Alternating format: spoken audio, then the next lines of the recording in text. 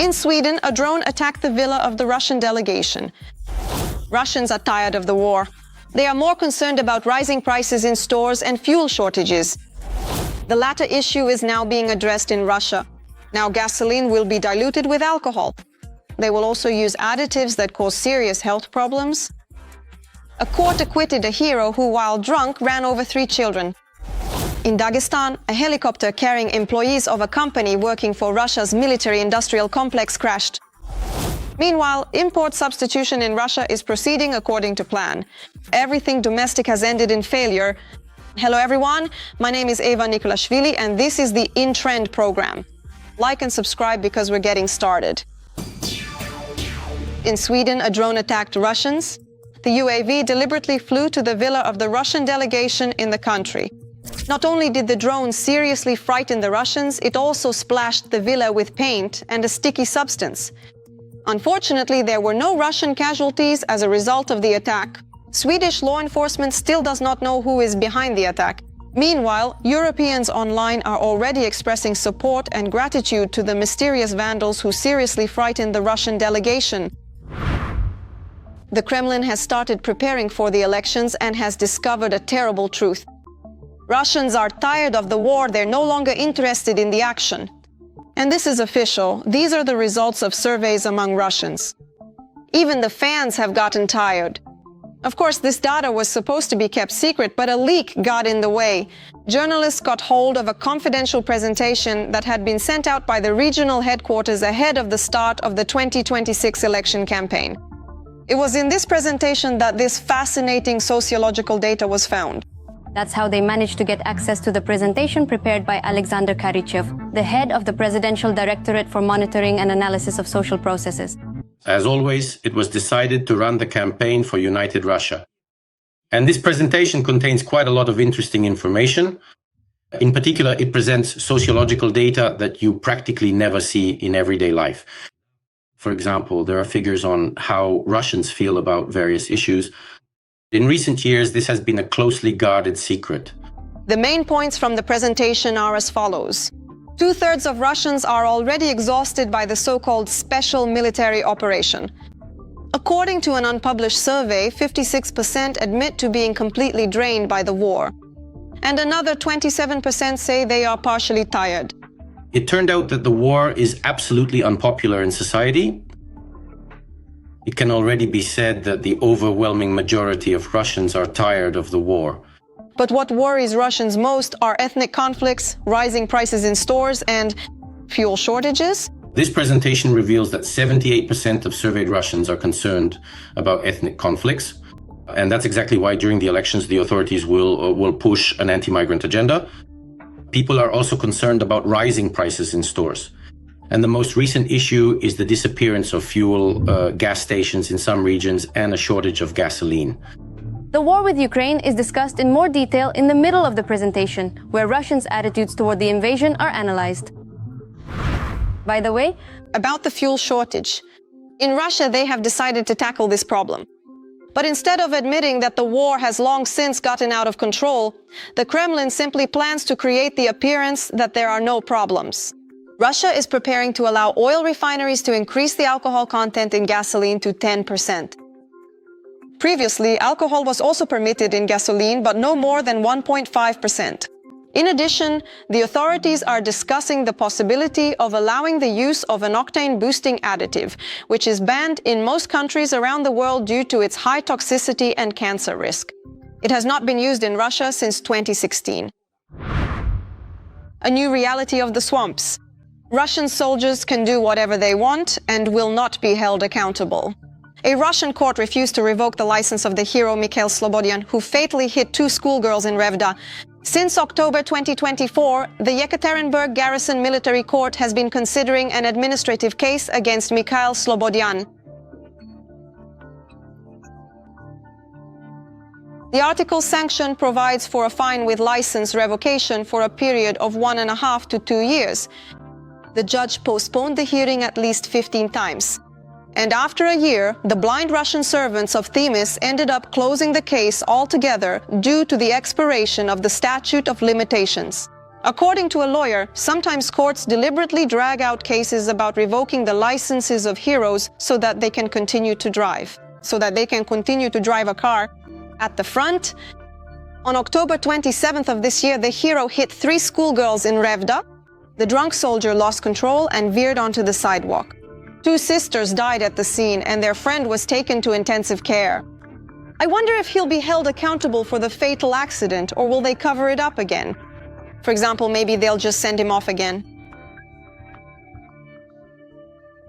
In Russia, the 14-year-old son of a so-called SMO hero. Every voice matters. Join our community, support independent journalism and help us bring you the truth from Ukraine. Become a member of Ukraine Today. Join us now. Was arrested. The reason? Alleged ties to the RDK. According to investigators, the teenager allegedly sent photos, videos, and geolocation data of transport infrastructure sites in St. Petersburg and the Leningrad region to the Russian Volunteer Corps to help prepare future sabotage operations. As a result, the boy has been charged with participating in a terrorist organization. More than half the population has become alcoholics, and the youth. That's the reality in Khakassia. Locals complain that they feel like guests in their own homes. Their pastures have been taken away and they've lost all their court cases. The coal industry is pushing out the farmers. Of course, these resources will be used exclusively in the interests of those in power. Meanwhile, people are left just trying to survive on their own land. As a result, many residents can't take it and simply go downhill. As you can see, it's not that simple. On my own land, I've basically become a guest now. They basically just robbed me. They took this sheepfold, this land, everything from me for just 500,000. Well, now the sheepfold is theirs, it turns out. Now it turns out I'm even standing here illegally. I grew up here. The steppe means everything to me, as a person of the steppe. They took away the pasture. Maybe about 700 hectares are left. And how much was there before? Well, 1,000. We filed a lawsuit. Those whose land was taken away, we went to court. We lost all the court cases. Most of the population drank themselves to death.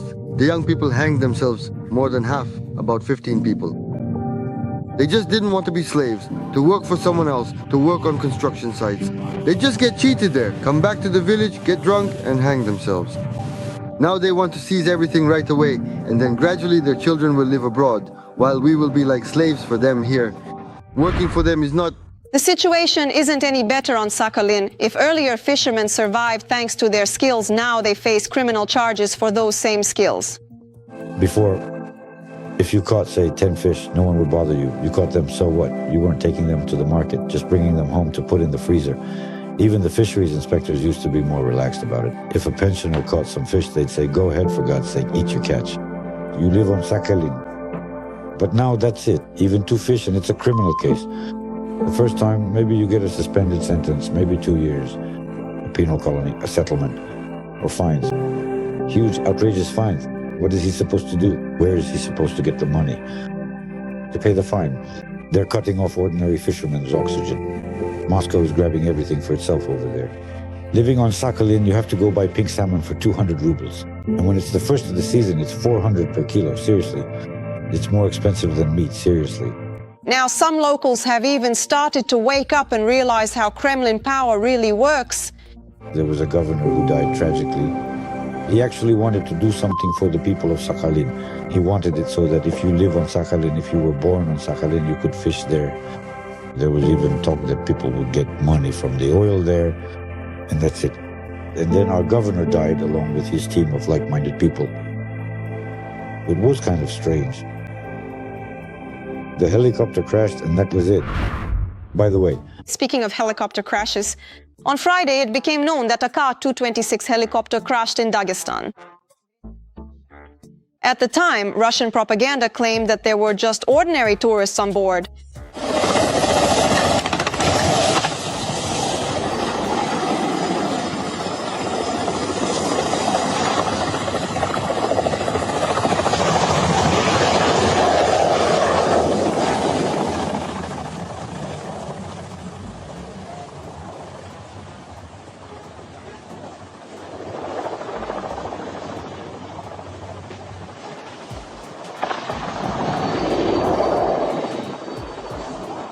But as it turned out, there were employees of an enterprise working for the Russian military-industrial complex on board.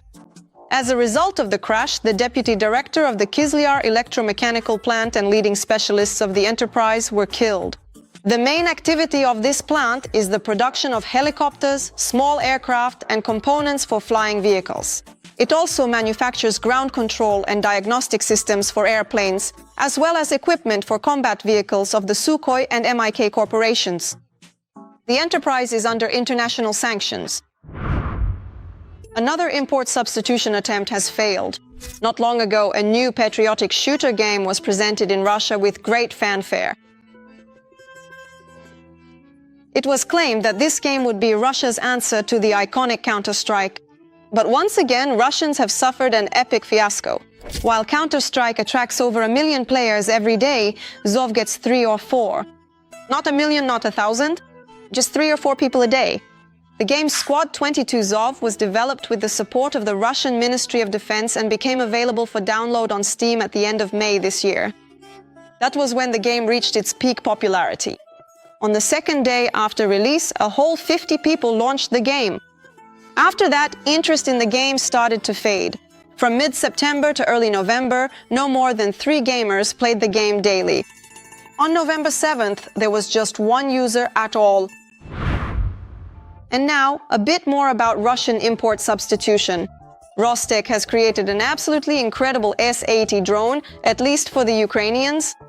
After all, you don't need to shoot it down. It'll crash on its own before even taking off. The drone, which was claimed to be suited for combat missions, demonstrated truly astonishing success in spectacularly flipping over right after takeoff. Let's watch.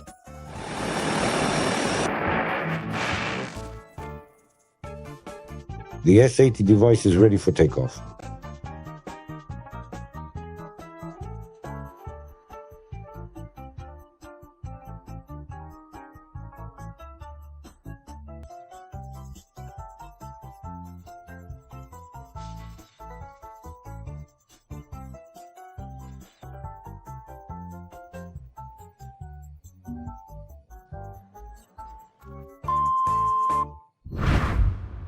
You didn't miss them, but they came back anyway.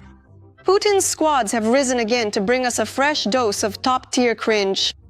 This time, Putin's squads have turned their attention to the new mayor of New York, Zoran Mamdani. This video is already a few days old, but I just can't help but show it to you.